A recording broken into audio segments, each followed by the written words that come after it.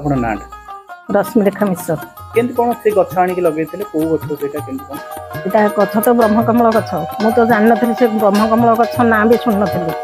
ପ୍ରଥମରୁ ମୋତେ ଆଣିକିରି ଢେଙ୍କାନାଳରୁ ସମୁଦି ଆଣିକିରି ଦେଲେ, କହିଲେ ଏଇଟାକୁ ଲଗାଅ ବୋଲି।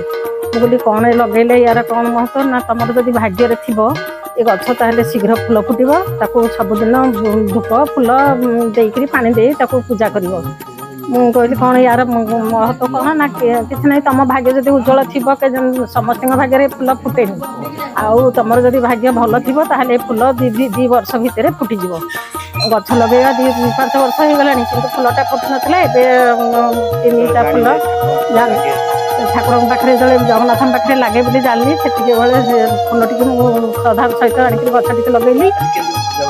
ଆଜି ଫୁଲ ତ ମୁଁ ସବୁଦିନ ତ ଦିଏ, ସକାଳୁ ଫୁଲ ପାଣି ଦେଉଛି, ସନ୍ଧ୍ୟା ବେଳକୁ ସେ ଫୁଲଟି ଆସ୍ତେ ଆସ୍ତେ 3ଟି କଢ଼ ହେଇଥିଲା, ସେ କଢ଼ ଆସ୍ତେ ଆସ୍ତେ 18 ଦିନରେ ସେ ଫୁଲଟି କଢ଼ଟିଏ ଆସ୍ତେ ଆସ୍ତେ ଫୁଲ ଫୁଟିବ। କଢ଼ଟି ଫୁଲ ଫୁଟିବା ପରେ ସେ 18 ଦିନରେ ଫୁଲଟି ଆରମ୍ଭ ହେବ ଫୁଟିବା।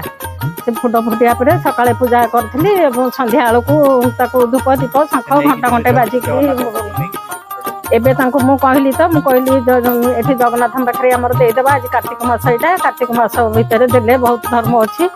କେଜାଣି ଜଗନ୍ନାଥ ଆମକୁ ଯଦି ସାହା ହେଇଥିବେ, ଆଉ ସେଥିପାଇଁ ମୁଁ ତାକୁ ଲଗେଇଛି ଯିବା ପାଇଁ ଜଗନ୍ନାଥ ପାଖକୁ।